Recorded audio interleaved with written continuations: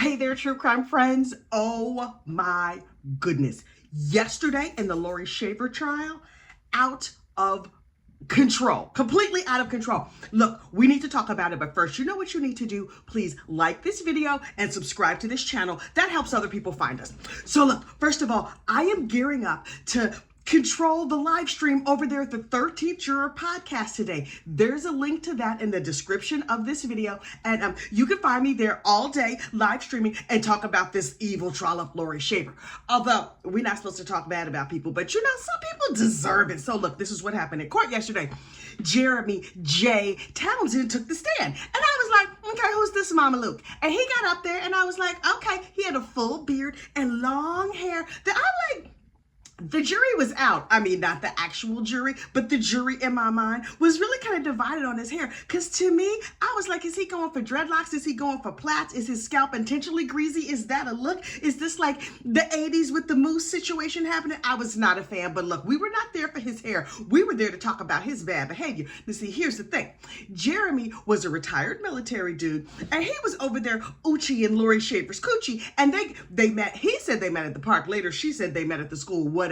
They met, he was married to somebody else, and they got together. He's retired military, so he wasn't working. They gave him a lot of free time. Now listen, was he out there doing the honey-do list? Was he cleaning the gutters? No, he was cleaning her gutters, if you know what I mean. And I was just like, okay, you not working. Your wife is a teacher down to the school. She's teaching little childrens all day and stuff. And you're doing what, sir? You're over there, you over there messing with a crazy lady. Okay. Now, according to Jeremy, this relationship was friends with benefits with no strings attached. And he was like, great. So I could come over here and diddle your kibbles and bits and everything is going to be fine and I'm not going to have to worry about anything. And he was like, right. And then the defense asked him, sir, did you get Laurie pregnant or was it the prosecution child? I don't know. Somebody asked, did you get Laurie pregnant? He was like, what? Absolutely not. Apparently, when that happened, Laurie was like, and she starts weeping openly because according to her, he impregnated her. Wait, you out here just dropping it low and spreading the wine. You're not using protection. Do you even know this man like that? Girl. Anyway, so when he was done, he ran out that room like his behind was on fire. He's like, please, Lord, let me just get back to my wife. Can everybody just forget about this? I'm trying to be a good, decent human. I'm trying to be good to my kids now. And I know my wife is going to have her cowboy boots square in my behind when I get home. It is a whole situation. And then this random lawyer took the stand and I was like, okay, random lawyer lady, why are you up here? Apparently, random lawyer lady is the lawyer for Laurie Shaver's child. And I was like, right, because reportedly the child confessed to this crime and they were like, okay, we should get her a lawyer because this is not gonna go good. And so Laurie's boss was like, listen, I see you're in big trouble. Your child has confessed to the unfortunate unaliving of your previous husband, the one they found buried in your backyard over there, all the dead body juice and stuff. I wonder if the flowers grew tall in that spot. Anyway, So he was like, I'm going to pay for this. Although he had no idea it was going to be 10 years later and they were still going through all this madness. So the lawyer gets on the stand and this lawyer was very careful with her words. I paid attention to every single thing she said. Now, according to the lawyer, they said, Madam Lawyer, do you think that the child was honest? And the lawyer said, and I quote, the child understood the consequences of what she was going to say. Oh, say no without saying no. The child understood the consequences of lying for her mama. That was all the subtext I got. I mean, maybe you got something different from it, but I was like, The lawyer is like, these crazy people done made this up, but the check did clear. So who am I to turn down a little cash? And so then Miss Isabel Shaver, they angled the camera so you couldn't see her face or anything. Isabel Shaver walked into the room and I was like, boom, boom, boom. And they were like, okay, girl, how you doing? What's your name and how old are you? She's like, hi, I'm Isabel Shaver and I'm going to be 16 on Sunday. And I thought, oh my God, she's a baby. Okay, but I understand. She says she's BFFs with her mom. And is she willing, might she be willing to remember some stuff that maybe didn't really happen in real life to save her mother? Of course she would. They ask her about her father. She's like, I don't really remember him much, except at the time you unfortunately unalived him, girl. How you don't remember him and you also unalived him? Okay. And so she was like, when I was 5, though, one time, I remember my daddy putting powder in my mother's drink. I think he was trying to poison her. And I was like, okay. That is one option. The other option might be she had a headache and that was some BC powders. Or another option might have been you never even really saw that. But even if she did see that, that doesn't mean it was poison. Also, if you were going to poison your spouse, do you like have the kids gather around? Please watch me try to unfortunately unalive mommy. Would you also like a sip of the water? Sir, ma'am? Also, does poison usually go in water? I thought, now listen, I am no poison expert, God knows, and I don't want to be. But if you're going to try and poison somebody, when you put in like a beer, a juice, a Gatorade, a smoothie, something with like a strong flavor to cover up the poison taste. But I mean, maybe this was delicious poison, unclear. Anyway, she was just like, I saw it one time. My daddy tried to poison my mommy with some powder and water. Does not track as poison. I mean, I'm sure it tracks, but not as, but okay, whatever. And then they were like, okay, and here's her birth certificate to show that Laurie is her mother. Okay, but why do we need this? I'm willing to take your word for it, number one. Let's just start there. I'm willing to take your word for it. But also, I feel like there's generally less of a question of who the mother is and more often a question of who the father is. Because you know what they say, mama's baby, papa's maybe. You can tell usually who the mama of the baby is, especially when they first born. It's the lady with the umbilical cord coming out of her. Like, oh yeah, that must be the mama. The daddy, you like, well, we don't know who deposited the material. I don't know, whatever. But Miss Isabel said Mike was not a father to her, and Laurie was like, okay, drama queen, I'm gonna need you to calm down just a little skosh. And then Miss Isabel went on to describe the relationship between Jay and her mother. She was like, oh, Jay was like family. He spent the night all the time. According to Jay, Jay never spent the night there. See, also, Jay had a wife at the house. Jay was like, I dropped in a couple times a week to, you know, diddle her kibbles and bits. But according to Laurie's daughter, oh, he was there for Christmas. He was there. I mean, he wasn't there Christmas Day. He was there Christmas Eve. And he came for a birthday and he was there after school and this, that, and the other thing. Okay. For the record, I don't think Jay is a reliable narrator. Not at all. I think Jay was saying just what he needed to do to cover his behind and get the heck out of there. But this Isabel, I don't think she's a reliable narrator either. Hang on. So then she says, I'm not sure when the shooting happened. Okay. Help me out here. You unfortunately unalived somebody, but you're not sure when it happened because you were only 7 years old. Okay. Me at my house, we are a very conservative family here at Gossip Rumor and Innuendo LLC, the family. We try not to have our 7-year-olds, unfortunately, unalive people, but that's just like a little rule we have for ourselves. We're not judging you if you have different rules at your house. And so she's like, so Jay wasn't married, so he was at our house all the time. And my parents were in a very vicious fight and I was very scared. So I went in my mama's bedroom and I got her pink and black gun, one of them, because apparently she had a bunch of pink and black guns. Listen, gun friends, are pink and black guns a thing? I've seen camo ones, but listen, I am no gun aficionado. I got like a super soaker. That's about as good as it get. And my kids had some of them Nerf guns. Anyway, she was like, so what happened was my parents were having a fight and I went in mommy's bedroom and I got her pink and black gun number 2, not pink and black gun number 1. And my daddy was sitting in a chair and my mom was laying on the floor and my dad had his foot on her head. And so I inserted a projectile into the back of his head. Like, well, I fired it from a great distance at the back of his head and I don't know if it hit him. I don't know if it worked. All I know is he quit moving and he got very still. And then just as that happened, miraculously, Jay comes through the door, knocks me out of the way, and then he takes the gun and fires a pew-pew directly into the back of my dad's head. And then mom was like on the floor trying to get her bearings about her. And so she got up and she got herself together. And then he said, listen, go ahead and take the kids to school. Because that's what you do on the heels of an unfortunate unalive. Did y'all even get like a McDonald's or something? McDonald's has a nice breakfast. An Egg McMuffin will help you right out if you have just unfortunately unalived somebody. I'm just saying. But I also believe personally that an Egg McMuffin is good at any time of day. This is not sponsored by McDonald's, child. I'm just telling you my thoughts and feelings. So, according to this child, Jay, as soon as the shots were fired, that was like the bat signal to him. He gonna be Captain Save-A-Ho. And he's gonna come in and he's gonna rescue everybody because Jay had been in the military and he had been in special ops. Okay, how come every scumbag says they was in special ops? Okay, never mind. It's like, yeah, I'm in the CIA. Okay, the most popular live scumbags everywhere. Anyway, he came in. He told Laurie, take the kids to school. Don't even get them McDonald's with the hash browns or nothing.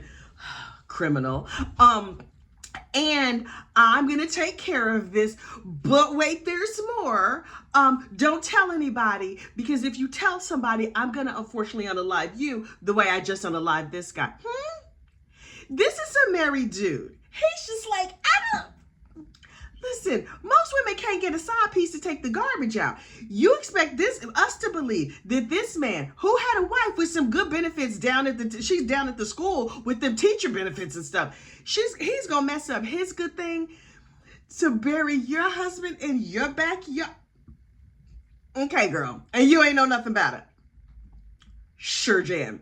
Anyway, so Isabel was like, and so I went to school and I was used to like traumatic situations. And so I just, went to math and reading and spelling and I acted like nothing happened. I was in like 2nd or 3rd grade, but I'm not sure what season it was. I think it was warm or not warm, or it might've been summer or spring. It was shorts weather. Okay. And then she was asked, have you received any counseling? She was like, oh, no. I've received very little counseling. We went once for like an evaluation, but that was all. Okay.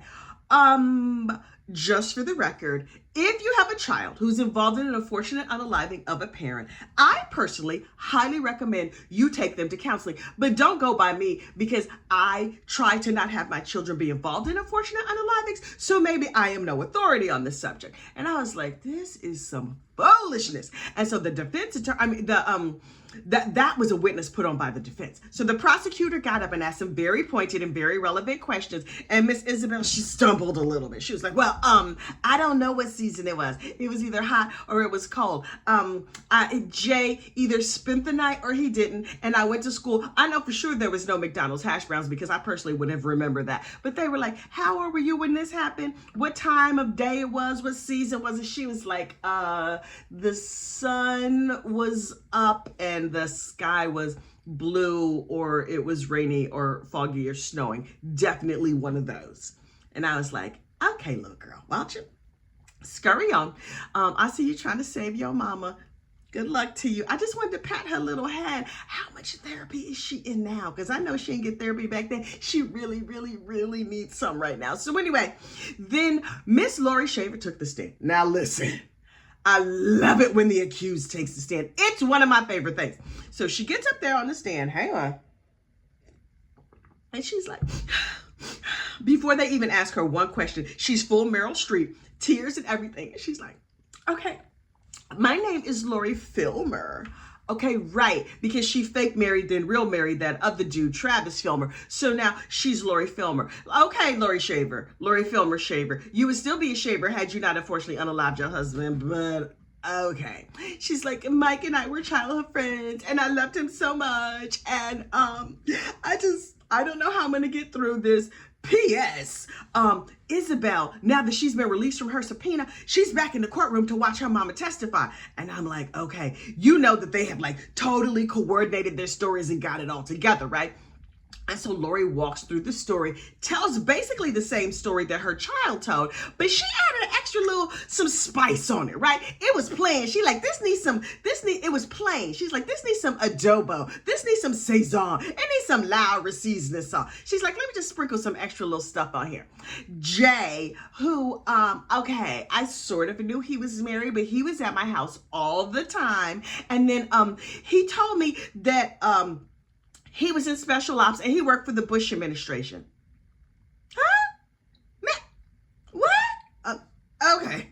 And she's like, after the unfortunate unaliving, he was stalking me and following me around. And he was telling everybody, he kept telling me, like, if you tell anybody, then I'm going to do to you what I did to him.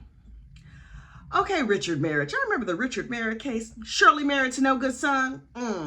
Okay, the Soggy Bandits came and they broke in the house and they did whatever. It was very much giving Richard Merritt. I was just like, okay. He was following you around. He was at the Piggly Wiggly. He was at the Target. He was at the Publix. Blah, blah, blah. I believe a word that came out of her lying mouth. But listen, I was like, I'm going to give her a fair shake. And then she dropped this little jewel that I was like, ma'am, if I were tempted to believe you, this little tidbit right here made me go, no, heifer, no. And that is that she said, the abuse between me and my husband was so bad that DCF, the Department of Children and Families, offered to change our names and change our social security numbers. Ma'am, I promise you they did not. Because you know what DCF does not do? Put people in witness protection. What are you doing? You're just going to open your mouth and lie to all of us. You're going to talk to us like we just straight fools. I was offended. Based on the fact that she expected me to believe that ridiculous lie, I was like, no, convict her right now. She is obviously guilty because that is an obvious and easy lie. Man, what are you doing? And she was like, okay, it was all so terrible, blah, blah, blah. She tells her little story and she kept wanting to give extra information and extra information. I was like, okay, Alex Murdoch, go on and say everything. Talk yourself right into prison. Well, they gonna love you down in story time down at the prison. You're gonna have a really, really good time. There's no way in the world that you are walking on this case. It's just never gonna happen. But look, I'm gonna do like my old Southern auntie said, I'm just gonna hide and watch, baby. I'm just gonna hide and watch. And so she told her web of lies, her side of the story.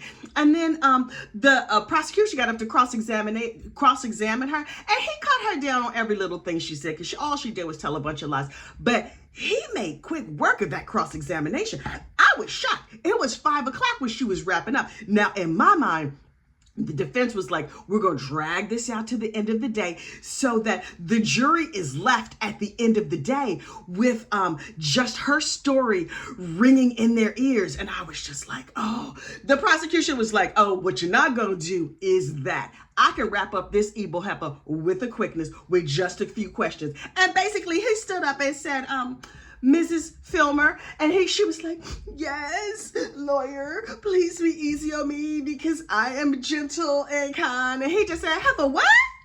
That was his whole cross-examination. He said other stuff, but basically it could be summed up in 2 words. Heifer, what? And I was like, yeah, and then he sat down. I was like, that's the most gangster thing I ever seen in my life. He got up there, asked her like 3 questions and was just like, with the full spirit of heifer what? And then he sat down and I was just like, oh, this is what we doing. We just, quick work of her. And then he was like, okay, everybody rest. And I was like, wait, please, let me make sure I understand this quickly, thoroughly. This case is over. All we're waiting for now is closing statements. And to that, I said, yes, the whole case in chief for the prosecution and the defense, over, done, finito. Now today, we're just gonna hear closing statements and then jury instructions and then jury watch. Oh, I got honey, wait. Oh, okay. How long is it gonna take for them to convict her? Is this gonna be one of those where some of the people were like, maybe she didn't do it, maybe she did. Is this gonna be a 2-day deliberation? Is it gonna be a 2-minute deliberation?